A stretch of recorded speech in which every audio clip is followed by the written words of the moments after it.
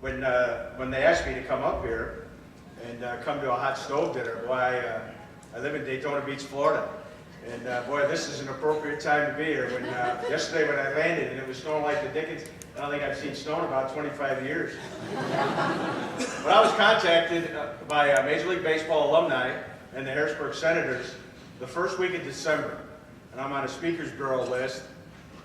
And they asked me, Dave, we have a hot stove dinner later on in January, and we'd like you to think about coming up and speaking. And I said, yeah, where is it? He said, Harrisburg. I said, what? He said, Harrisburg, Pennsylvania? I said, just tell me when, I'll be there. And so that's how it all started for me. And when they asked me to come and speak, they said, can you speak for 10 minutes? I said, are you kidding me? I've waited almost 30 years to come back here and speak a little bit. So I may talk a little bit about some of the things that you can't Google. And this young man over here told me tonight about Wikipedia and Facebook and Twitter and all those kind of things. And I don't want to bore people with those kind of mundane things that you can look up, but talk about some of the things that have allowed me, almost 30 years later, to be here tonight. Obviously, Harrisburg has always been a great deal to me. There is, without a doubt, no better place for people to play minor league baseball than in Harrisburg, Pennsylvania. I feel that way. Not because they win. Not because you have a great stadium. Not because you put good players in the big leagues. But because of the people that are here. The people that treat the players, love their team, have a basic philosophy of doing things right, treating people the correct way, believe in common courtesy, and all those things that we grew up believing was the right way. That has been the foundation that's existed here from the first time we came here, and we were lucky to be the first team that showed up in 1987. And when we were training in Bradenton, normally you come up a couple days early. And when you saw this little highlight film from Greg tonight, maybe you saw little glimpses of the field and the clubhouse. We stayed in Bradenton until the day before the season started because the field was not ready. The field was not ready here. We flew up the day before the season, came for the welcome dinner. That night, I couldn't wait to see the field. Take me over and let me see the field. They took me over at night to see the field, and the front office staff was putting stickers on the seats. They were putting the signs up. I said, well, where's home plate? Well, home plate was a pile of dirt and a stick. Where's the pitcher's mound? Well, the pitcher's mound was a clump of dirt and a stick. I said, there's no way we're playing tomorrow. You're playing tomorrow. The next day, they brought in the helicopters. They dried the field out. There was no way we should have played. They said, you've got to play. You don't realize how important it is to play this game. People have been waiting here 40 years. We played the Vermont Reds. We got whacked, 11-5. But you would have thought we had just won the 7th game of the World Series. When we made the third out in the bottom of the ninth, getting whacked, people stood up and cheered. I said, boy, this is a special play. We're going to like it here. Little did I know that we started out 25-35, and we lost 11 games in a row, all on the road. I'm sitting in a Red Roof Inn in New Britain, Connecticut, beside myself. I had waited my whole life to manage in professional baseball. Here we are in Harrisburg, an affiliate of the Pittsburgh Pirates the first year, and we got the worst team in the league in a new stadium, and we don't know what to do. And it's not pretty. And Matt can tell you, when you manage in the minor leagues, you eat a lot of peanut butter and jelly sandwiches. You spend an awful lot of time away from home, and you go back to that room every night, and when your players aren't playing well, all you got is those four walls and you look at, and you wonder, well, I must be screwing this thing up. The phone rang, and it was Jim Leland, who was the manager of the Pittsburgh Pirates then, who had managed 16 years in the minor leagues. So he had a pretty good idea of what we were going through. And I picked up the phone, and he goes, Dave, this is Leland. I said, who? He said, no, this is Jim Leland. He said, hi, Jim, how you doing? He says, no, how are you doing? I said, well, I'm not doing too good. We just lost 11 in a row. He said, are they playing hard? I said, yes, they're playing hard. He said, are the fundamentals good? I said, Jim, we work on the fundamentals every day. The fundamentals are all right. He said, how are the players treating the fans back there? I said, the players are great in the community. He said, don't worry about it. You'll be all right. We lost again that night. We drove all the way back. We got in at 5 in the morning. I'm beside myself. We're getting off the bus at 5 in the morning. I said, fellas, I'll meet you at 9 o'clock. City Island. We had trailers for clubhouses down the right field line. Trailers. We had 4 little makeshift showers. All right? And it's like, you know, my father and my grandfather telling me they walk 10 miles every day through the snow. The people that see what you have out here, they have no idea. They don't believe me. They think I'm making this up. I'm not making this up. This is a fact of life. Okay? I brought those guys out in the field at 9 o'clock in the morning, and the practice was not very pretty. We didn't do a whole lot of baseball. We had track practice. And I wanted to get the point across to those guys how important it was to play here and to give back to the people that are coming out every night to watch you play. Tom Prince was our catcher. We're playing Williamsport, and in the first inning, there's a foul ball hit over by the first base dugout, and Prince takes off like he got shot out of a cannon. He dives for the ball on the warning track in front of their dugout, and he makes the catch. Spin Williams, who is now the pitching coordinator for the Washington Nationals, was my pitching coach. And it was just 2 coaches. We didn't have 3 or 4 or 5. It was Spin and myself. Spin looked at me and he goes, Dave, we're going to be all right. We went 52-28 from that point on. Reading was our rival. We got to the 5th and final game of the first round of the playoffs, and we're getting beat 3-2. 3-2. And I go out to coach in the third base coaching box, and the whole place is standing up. Those bleachers down the left field line, everybody's cheering our team, thinking, hey, thanks for a nice season. 2 outs, nobody on. Tom Prince comes up. Todd Froworth was the premier closer. He later pitched for the Phillies. The first pitch he throws, Princey hits it out of the ballpark. We tie it 3-3. We go to the 11th, and Lance Bellin knocks in the winning run. I go, we're going to win this thing. We're going to win the whole thing. We go to Vermont. We have to go to Vermont. We play them. We win. We come back here. We got rained out, so we had to play a day-night doubleheader. 2 9-inning games. Rich Sabor pitches the first game, and we win. We go in the clubhouse after. Got a couple peanut butter and jelly sandwiches, a couple hot dogs. Let's go out and get them in the second game, championship game. There's 2 outs in the 9th. Randy Kramer's on the mound. Chris Jones is hitting. Strike 3. We just won the Eastern League Championship. How did this happen? I'll tell you how it happened. It happened because the year before, guys were playing in Nashville, New Hampshire, where they were lucky if they got 50 people showing up at the ballpark.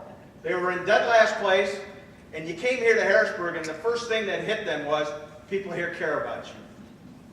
People here are going to support you. People here are going to treat you important. But in return, what we're going to ask is that you give us our money's worth. You show up every night and you play hard. And if you play hard, we're going to keep coming. And we're going to keep coming.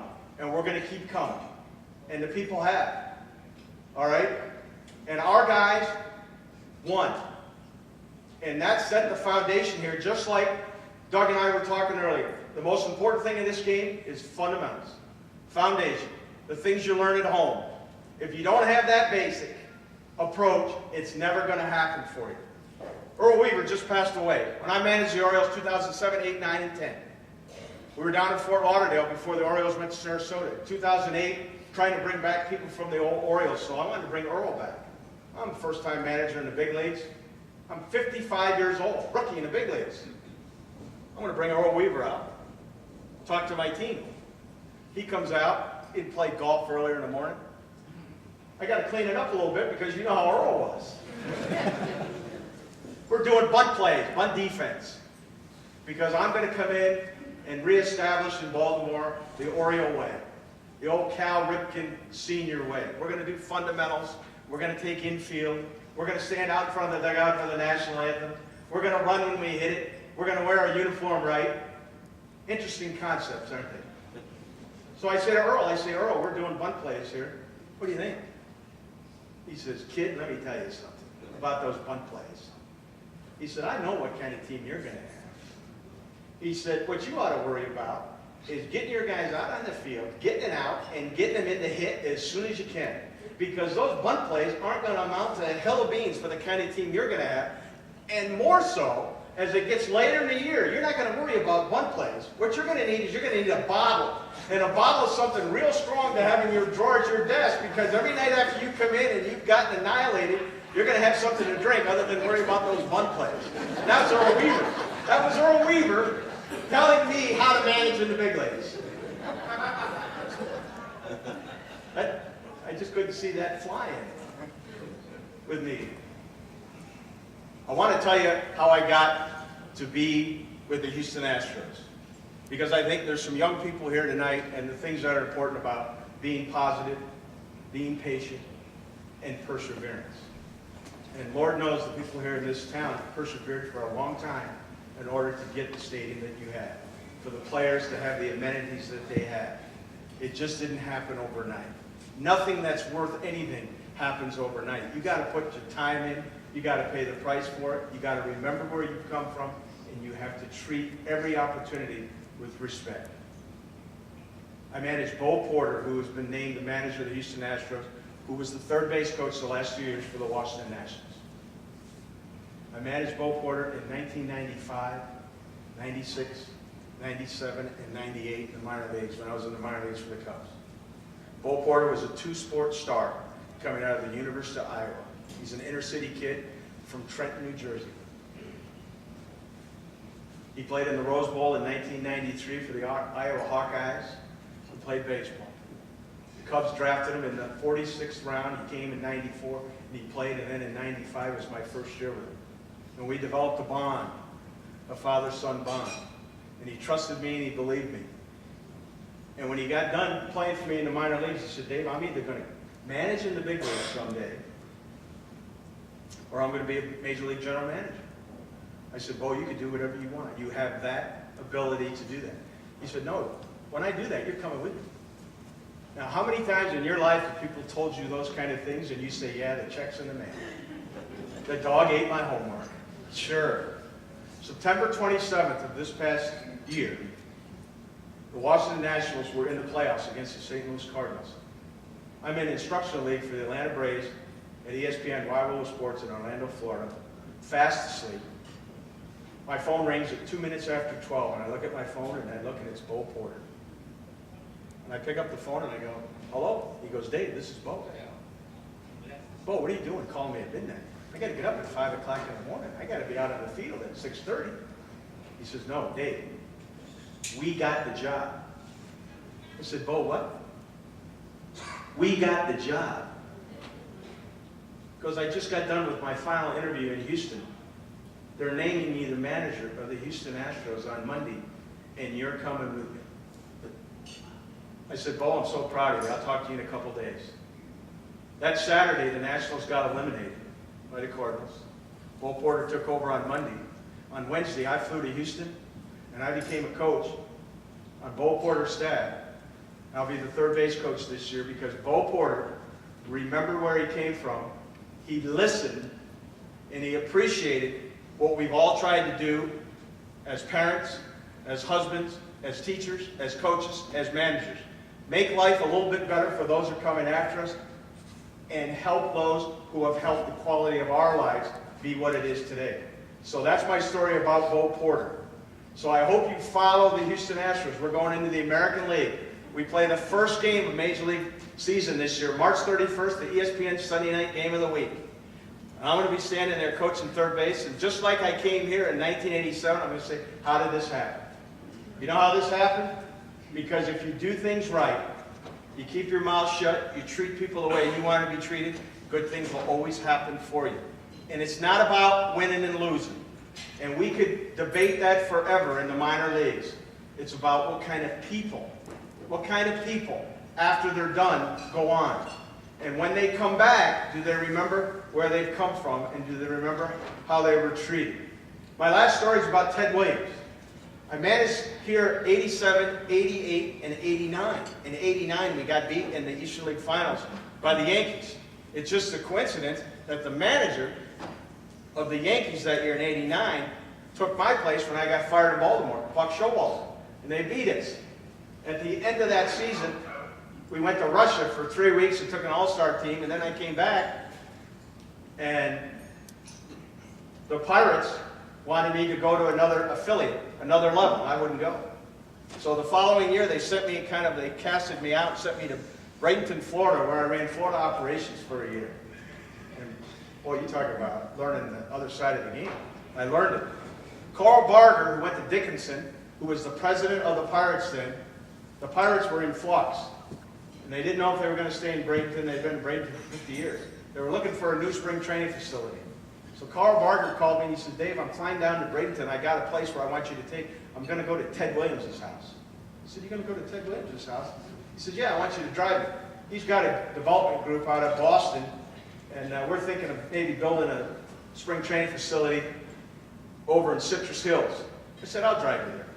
So I drive Mr. Barger there, go to a big house, horseshoe driveway, park the car, knock on the door, the maid answers. I says, ma'am, I'm here with Mr. Barger to see Mr. Williams. Lets me in, lets Mr. Barger in, lawyers, all the big shots are there. I'm the driver. I'm sitting out there, there's Ted Williams. Now I gotta ask Ted Williams. And the moral of the story is don't believe what you read. That's the moral of the story here that I'm telling you. So I go out and I see Ted Williams, and he looks at me and he goes, hey kid, it's 10:30 in the morning. Hey kid, you want a drink? I'm scared to death. I said, no, Mr. Williams, I don't want a drink. So I sit there, and they go in the back room for about an hour and a half, and I got to ask him, because I always read Ted Williams called himself Teddy Ballgame. He always said, I'm the greatest hitter that ever lived. I had to ask him. He comes back out after me an hour and a half later. He said, kid, what team you with? I said, the Pirates. He said, I couldn't tell you one guy on that team. The Pirates at that time were pretty good. They had Bonilla, Bonds, Van Slyke, Drayback, Lavalley. They were pretty good. Breen. He said, I couldn't tell you one guy on that team. I said, Mr. Williams, can I ask you a question? He says, what, kid, you want that drink now? I said, no, Mr. Williams. I said, I've got to ask you, did you call yourself Teddy Ballgame? When you got up to hit, and those pitches were close, and those umpires were calling those close pitches, did you turn around and look at that umpire and say, hey, you don't know who you're talking to here. I'm Teddy Ballgame. He said, kid, those writers, those TV people, they made all that stuff up. He said, I never called myself Teddy Ballgame. He said, I will tell you what I said, though. I'd turn around and look at him and say, I'm the greatest hitter that ever lived. I said, thank you, Mr. Williams. He said, kid, you sure you don't want that drink? The moral of the story, Greg Mays came down closer to 30 years than it is 25. And the media and people like Greg Mays and Skip Hutter and the Patriot News and 21 and Larry Fox and all those people, the way they treated us was first class. And they made us feel like we were important and we were special. And in return, what we tried to do was to let them know how much we appreciate them. It has been a whirlwind last 27 years for me. I grew up in a very small town. This has been a dream for me to do what I'm doing. But you have to remember where you've come from. You have to be appreciative, and you can never, ever, ever let anybody tell you you can't do it. You can do it. But are you willing to pay the price? Are you willing to pay the price? And are you going to remember the people that have helped you get to where you're at? I've never forgotten. We're very, very, very appreciative. With all due respect to Matt and the people that have come before. We were the first manager for the Harrisburg Senators. And you could Google it, you could wiki it, you could do whatever you want. But once the manager of the Harrisburg Senators, always the manager.